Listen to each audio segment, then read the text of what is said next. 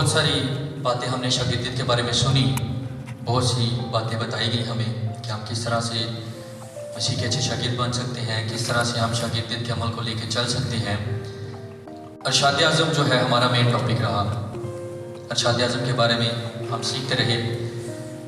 तकरीबन हर कॉन्फ्रेंस में, हर जो है मीटिंग में, हर ट्रेनिंग में अरशाद आज़म के बारे में बताया जाता है। सो ये जो है मेन टॉपिक है हमारा। ट्रेन द ट्रेनर्स का मतलब ये है कि आप उन लोगों को ट्रेन करें जो कि ऑलरेडी ट्रेनर हैं, जो कि जैसा कि कुछ एल्डर साहिबान हैं, कुछ यूथ के लीडर्स हैं, मुबशर साहिबान हैं। अब यहाँ पे एक बुक है री रेवोल्यूशन ऑफ डिसाइपल्स। इसके जो मुसन्नफ़ हैं वो ब्रदर एंड्रू हैं और ब्रदर यिंग हैं। यहाँ पे एक बहुत खूबसूरत बात जो है हमें पढ़ने को मिलती है। ब्रदर यिंग कहते हैं कि कई सालों से जो है मैं दूसरों को सिखाता रहा, खुदा के कलाम के बारे में, खुदा की ज़ात के बारे में। बहुत से लोगों को मैंने सिखाया। कई साल मैं अपने आप को एक उस्ताद की शक्ल में देखता रहा, लेकिन एक चीज़ जो मैंने नहीं देखी वो ये थी कि मैंने उनको फर्माबरदारी करना नहीं सिखाया। मैंने ये नहीं कहा कि जाओ और आगे भी जाके दूसरों को सिखाओ।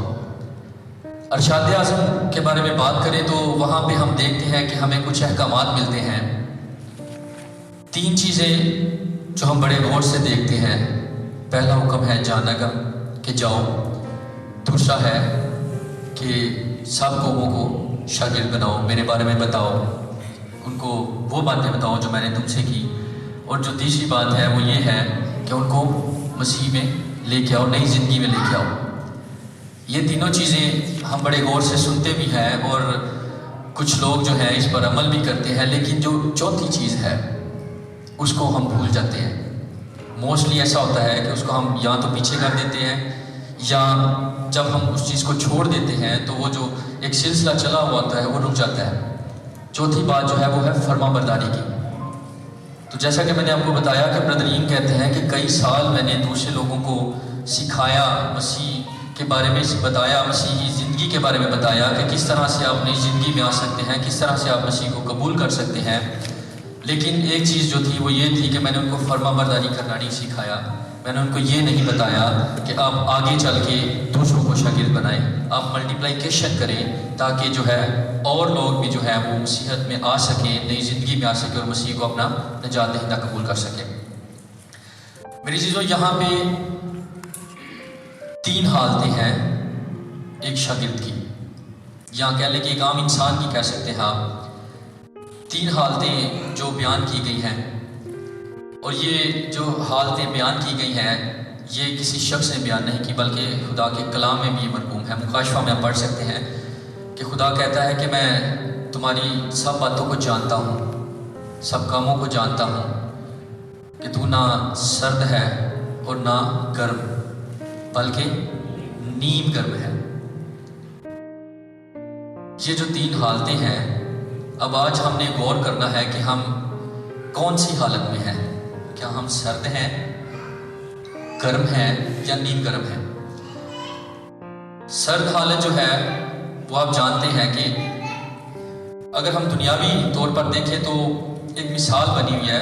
कुछ बुजुर्ग जो है वो जानते होंगे इस बात को, कि कहते हैं कि एडा गर्म भी ना हो कि तेन मुँह सुट दिता जाए, तो एडा ठंडा भी ना हो कि तेन अंदर ही लाई जाए। नीम गर्म रहे ताकि बिच रहे। लेकिन यहाँ पे अगर कलाम मुक़द्दस में हम देखें तो ये एक अलग ही तरह की बात है। इसमें सर्द जो हालत है वो तो ये हालत है कि जो लोग कलीसिया से दूर हैं, कलीसिया में शामिल ही नहीं, जो पास्टर्स के खिलाफ हैं, पास्टर्स में गलतियाँ निकालते हैं, चर्चिस में गलतियाँ निकालते हैं, कहते हैं कि फ़लाँ चर्च का पास्टर जो है वो सही कलाम नहीं सुनाता, फ़लाँ चर्च का पास्टर है उसे तो दुआ सही करनी नहीं आती, फ़लाँ चर्च का पास्टर है वो जो है गलत रास्ते पर ले चलता है। ये हालत है सर्द हालत, जो कि खुदा से दूर दूर तक जो है मेल नहीं खाती। और अगली हालत जो है हम देखते हैं वो है नीम गर्म।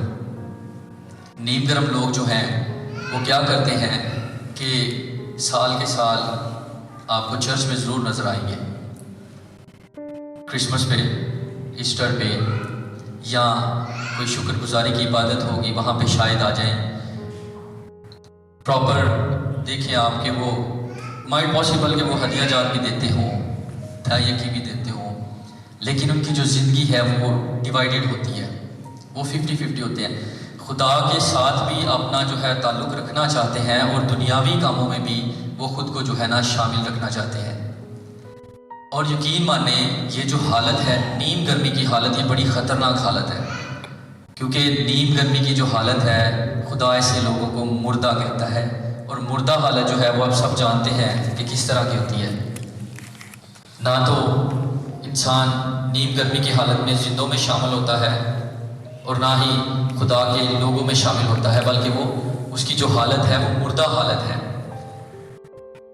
आप यहाँ पे देखें, लूत की मिसाल लेंगे हम। जब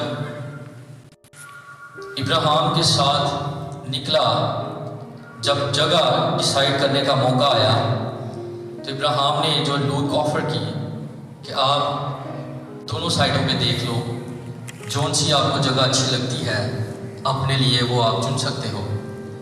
अब जो लूत है वो खुदा के साथ चलने का दावेदार था, लेकिन उसमें नीम गर्मी की स्पिरिट जो है वो भी मौजूद थी।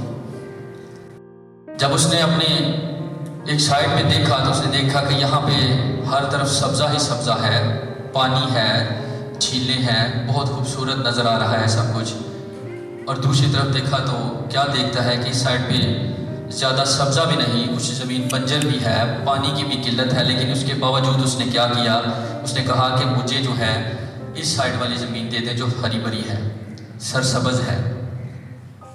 यहाँ पे उसने अपनी नीम गर्मी की जो हालत है उसको जाहिर किया। लेकिन इब्राहिम जो है खुदा में सरगर्म था, उसका ईमान था कि खुदा ने मेरे साथ वादा किया हुआ है कि मैं तुझे बढ़ाऊंगा और वो ज़रूर बढ़ाएगा।